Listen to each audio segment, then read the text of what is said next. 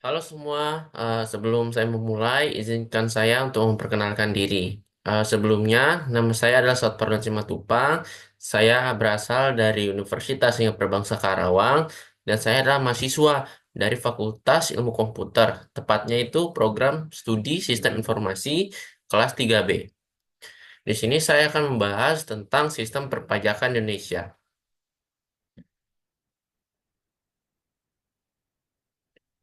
Nah, pada presentasi kali ini atau video ini, saya akan membahas paling setidaknya itu ada 6 topik. Yang pertama itu tentang perpajakan, lalu yang kedua kita akan membahas tentang jenis perpajakan, yaitu perpajakan itu ada apa saja jenisnya.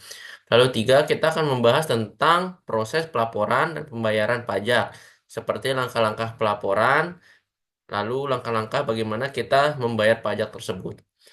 Yang keempat, itu adalah reformasi perpajakan Indonesia. Lalu lima, yaitu tantangan pada sistem perpajakan yang terjadi di Indonesia. Lalu yang keenam adalah manfaat pajak. Pertama, teman-teman, pajak itu sendiri adalah kontribusi wajib dari masyarakat kita sebagai warga negara kepada negara itu untuk membiayai pengeluaran umum. Pajak juga berfungsi sebagai sumber utama pendapatan negara dan alat untuk menjaga kestabilan ekonomi. Indonesia juga itu menggunakan self-assessment system, yaitu di mana wajib pajak itu dihitung, dibayar, dan dilaporkan pajak secara mandiri oleh warga negara. Sebelum kita membahas tentang sistem perpajakan, kita harus mengetahui apa itu pajak. Di sini terdapat dua definisi pajak. Menurut Kamus Besar Bahasa Indonesia, pajak itu adalah sebuah pungutan wajib yang tentunya biasanya itu berupa uang yang harus dibayar oleh penduduk sebagai sumbangan wajib kepada negara atau pemerintah sehubungan dengan pendapatan, pemilikan, harga beli barang, dan sebagainya. Lalu satu lagi pendapat menurut Profesor Dr. Rohmat Sumitro SH, pajak itu sendiri adalah iuran rakyat kepada kas negara berdasarkan undang-undang. Maksudnya berdasarkan undang-undang itu adalah dapat dipaksakan oleh negara dengan tidak mendapat jasa timbal balik secara langsung. Tujuannya adalah untuk membiayai pengeluaran umum yang digunakan untuk kepentingan masyarakat. Jadi secara umum, sistem perpajakan itu adalah runtutan dari bagaimana kita mengumpulkan pungutan tersebut atau iuran tersebut kepada negara dan proses-proses penggunaan pajak itu sendiri. Lalu terdapat 4 fungsi utama dari pajak itu sendiri. Terdapat 4, yaitu satu, fungsi anggaran, kedua, fungsi regulasi, ketiga, fungsi distribusi, dan fungsi stabilitas. Dan saya akan menjelaskan sedikit dari penjelasan-penjelasan dari 4 fungsi utama tersebut. Yang pertama itu adalah fungsi anggaran. Fungsi anggaran itu adalah pajak yang merupakan sumber pendapatan.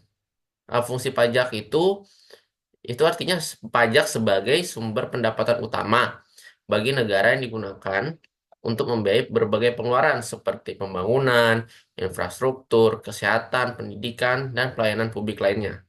Dan contoh seperti sekolah. Sekolah tentu saja dibangun dengan menggunakan uang pajak yang dari kita, masyarakat Indonesia, kepada pemerintah. Lalu fungsi regulasi. Pajak itu digunakan sebagai alat untuk mengatur perekonomian negara. Pemerintah dapat menetapkan kebijakan pajak untuk mendorong atau membatasi aktivitas ekonomi tertentu. Misalnya, memberikan insentif pajak untuk investasi atau mengenakan pajak tinggi pada barang mewah. Fungsi regulasi atau aturan tersebut itu diatur untuk agar ekonomi dari yang masuk barang-barang dari luar negara ke Indonesia itu tidak berlebihan sehingga mendorong juga kegiatan ekonomi di dalam negeri seperti itu untuk mencegah juga barang-barang ilegal dari luar menuju Indonesia. Lalu terdapat juga sebagai pajak sebagai fungsi distribusi.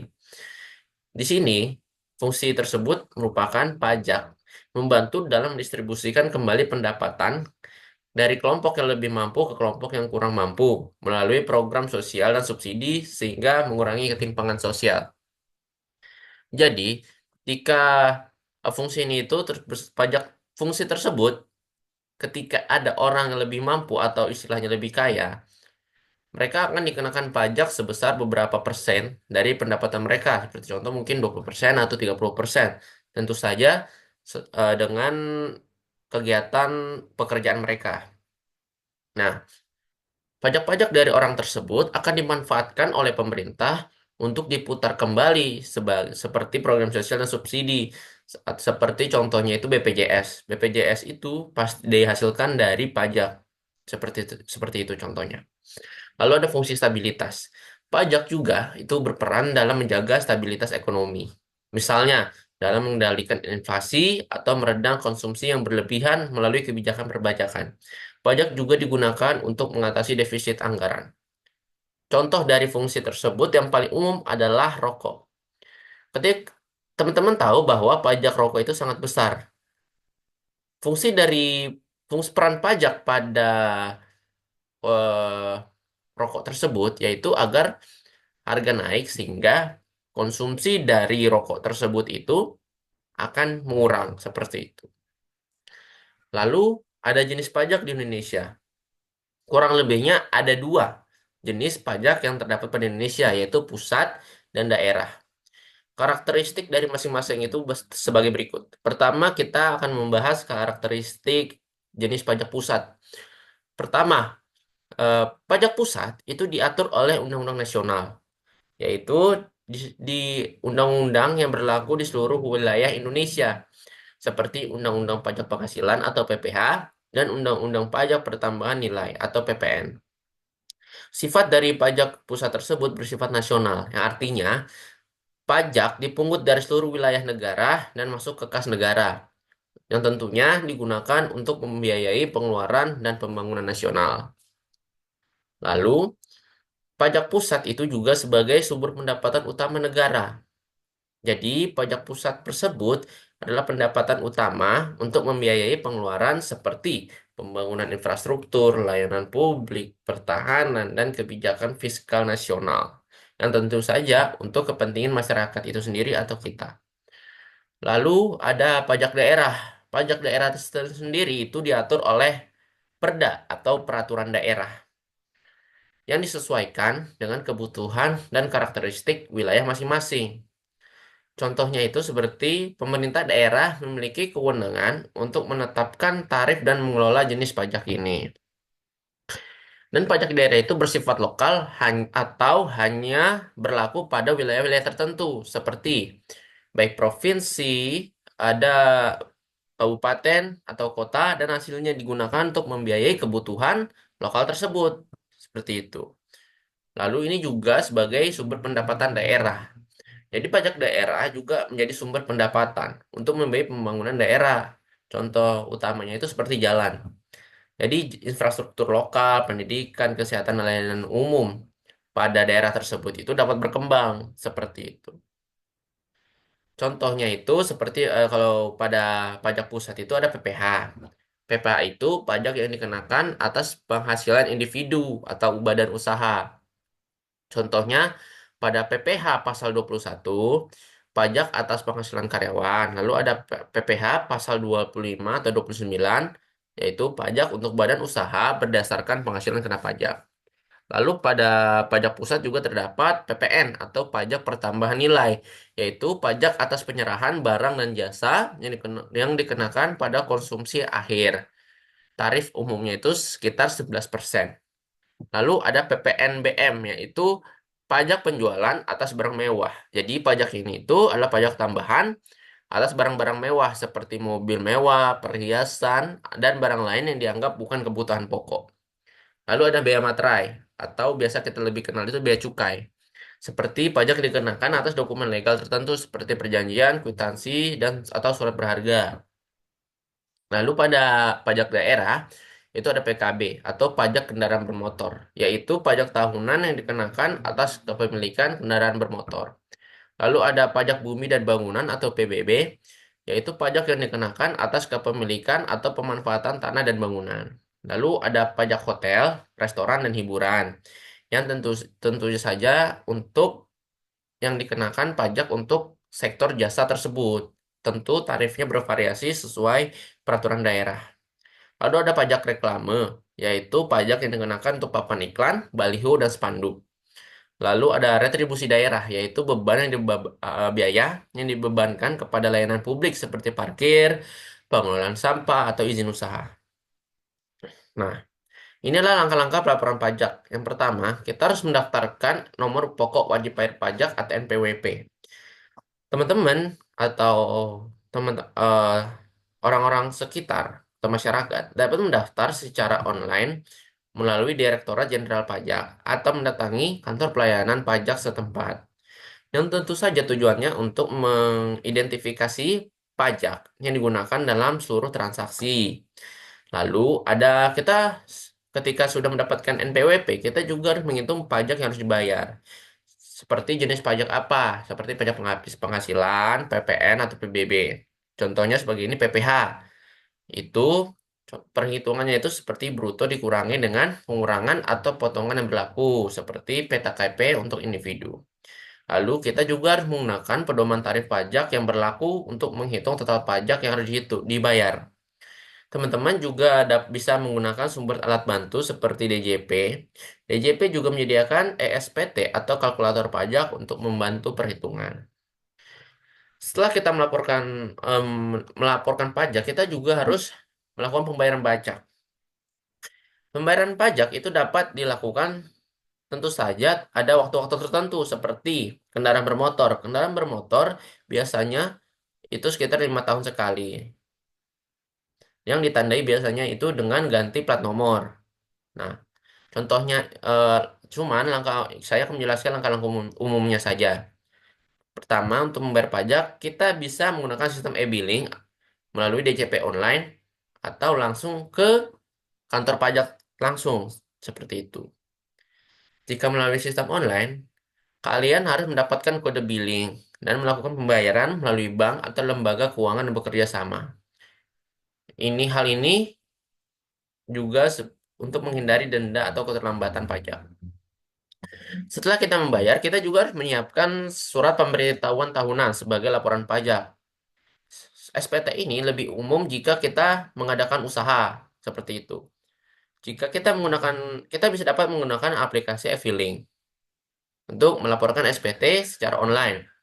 Kita dapat memasukkan informasi penghasilan, potongan pajak, dan pajak yang sudah dibayar selama periode tersebut.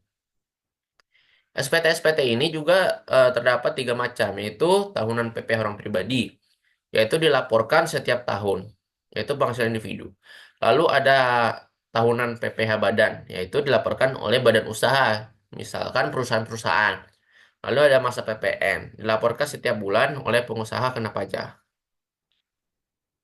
Lalu terakhir adalah konfirmasi dan pengarsipan. Jadi setelah kita lapor pajak, kita juga harus menyimpan. Mengapa? Sebagai cadangan. Jika kita ditanyakan oleh pihak kantor pajak bahwa kita belum membayar, sedangkan kita sudah membayar pajak seperti tersebut. Jadi kita dapat melaporkan pajak melalui e-filing. DJP juga akan mengirimkan bukti penerimaan elektronik sebagai tanda pelaporan yang sah. Tujuan dari hal tersebut untuk eh, fungsi administrasi dan verifikasi di masa depan. Nah, dalam perkembangan perpajakan di Indonesia tersendiri juga mengalami reformasi perpajakan di Indonesia. Yang pertama itu digitalisasi sistem perpajakan. Yaitu contohnya itu seperti eh, pada pada zamannya kita harus datang ke kantor pajak untuk membayar pajak. Namun kita dapat melalui handphone atau aplikasi atau device-device lain untuk membayar pajak secara online. Contohnya seperti e-filing dan e-billing. Lalu juga ada CTAS atau Core Tax Administration System yang tentunya ini yang merupakan sistem administrasi pajak dengan berbasis teknologi. Untuk apa? Untuk produktivitas lebih efisien dan efektif. Lalu ada perluasan basis pajak. Jadi yang tadinya hanya mencapai beberapa kantor tersebut tidak sangat sulit untuk menjangkau jauh wilayah lain.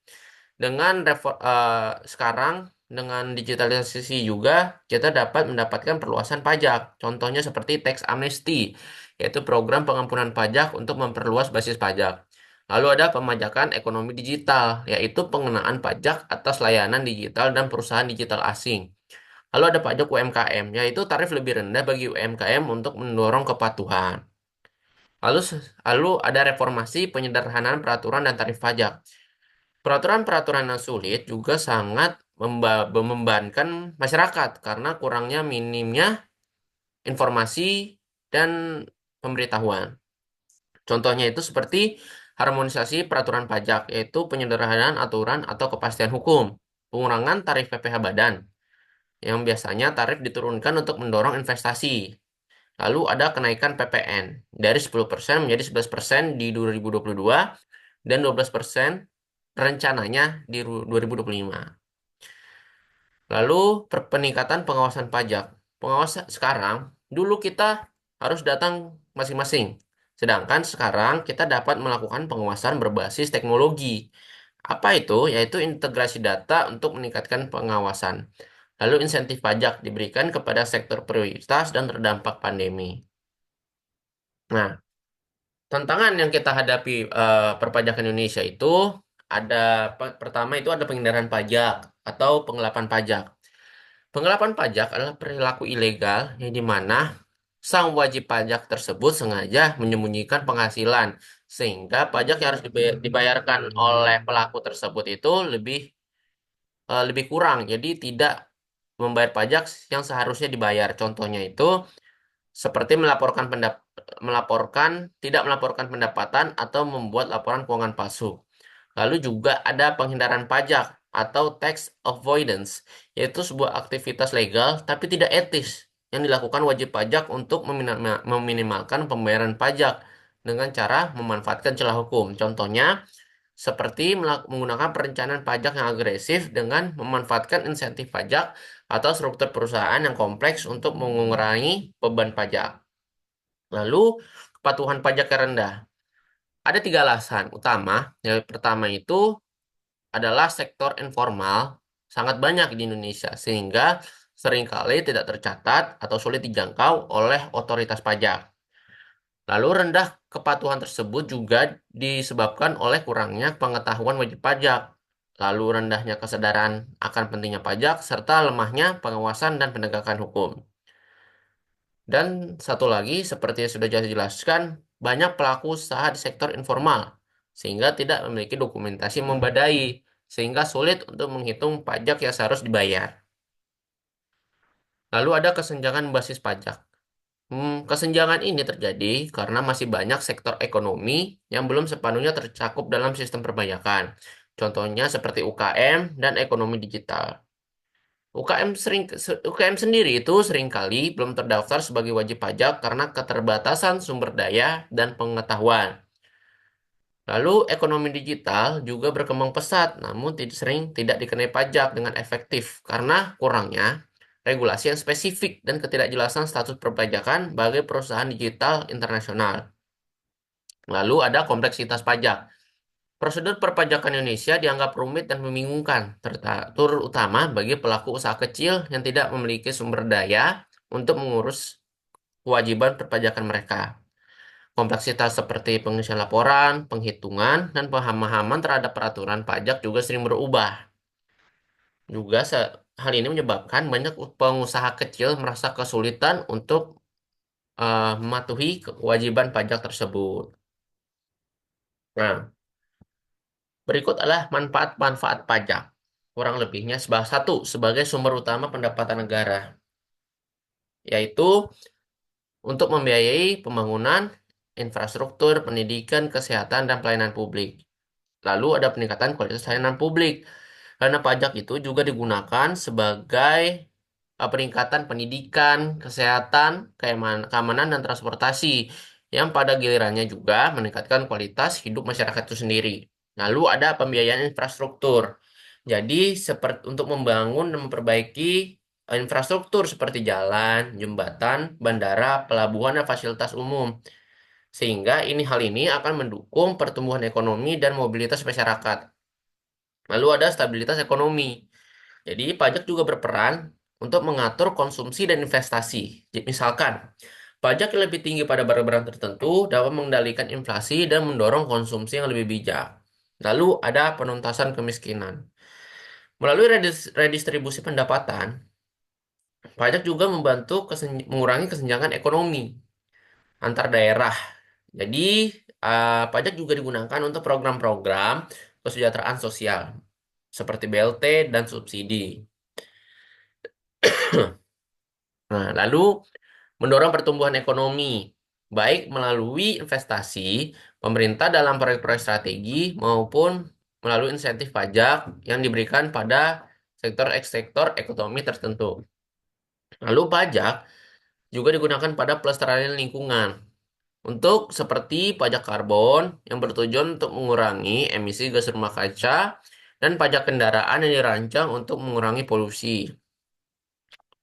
Manfaat pajak juga digunakan sebagai menjaga keamanan negara. Manfaatnya untuk menandai anggaran militer, pelatihan personel, dan operasional keamanan untuk menjaga kedaulatan negara. Lalu, mengembangkan teknologi. Pajak juga membantu dalam mendanai penelitian dan pengembangan untuk inovasi teknologi yang mendukung daya saing nasional seperti teknologi informasi, pertanian modern, dan energi terbarukan. Dan manfaat yang paling penting itu ya tentu saja pemberdayaan UMKM atau usaha menengah atau usaha menengah. Pajak juga dimanfaatkan untuk mendukung UMKM melalui program subsidi, pelatihan, dan fasilitas lain yang membantu usaha kecil berkembang dan berkontribusi pada perekonomian. Telah sampainya kita pada kesimpulan. Sistem pajak Indonesia adalah sumber pendapatan negara yang mendanai pembangunan infrastruktur, pelayanan publik, dan program kesejahteraan.